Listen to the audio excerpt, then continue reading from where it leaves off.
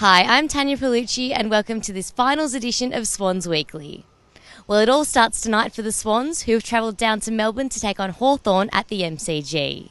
Leading into tonight's big game, Swans co-captain Jared McVeigh said there was nothing better than battling out a big match on the road.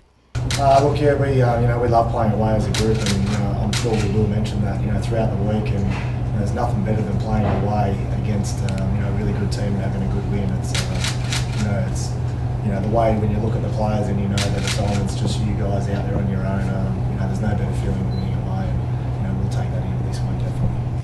Speaking to the media on Wednesday, ruckman Mike Pike said he felt the Swans would enter tonight's match in good form following the club's narrow loss to the Hawks last Friday night. I think so. I think nearing finals, obviously the football becomes more contested and intensity goes up, and I think hopefully our game will go up in accordance to that. In club news, the Swans have boasted 5 selections in the 40-man extended All-Australian squad, with Jared McVeigh, Kieran Jack, Josh Kennedy, Dan Hanbury and Nick Malcheski named in the extended squad. In other news, midfielder Tom Mitchell has finished in equal 4th in the AFL Rising Star Award.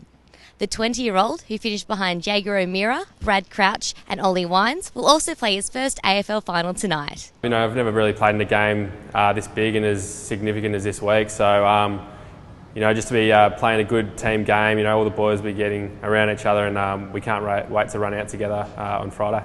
In team selection news, the Swans have made 4 changes for tonight's qualifying final, including the return of Lewis Jetta. Out Morton, Cunningham, Biggs and Brandon Jack, and into the team comes Tippett, Hanbury, Smith and Lewis Jetta. The last time the Swans met the Hawks was last Friday night at ANZ Stadium, where the Swans went down by 12 points to the minor premiers. The Swans led at every change and set the pace all night, but the Hawks' 6-3 final term saw the visitors snatch victory in front of the Sydney crowd. In the absence of Kurt Tippett, who was a late withdrawal for the match, Shane Mumford and Jesse White were valuable contributors and combined for 5 goals for the match.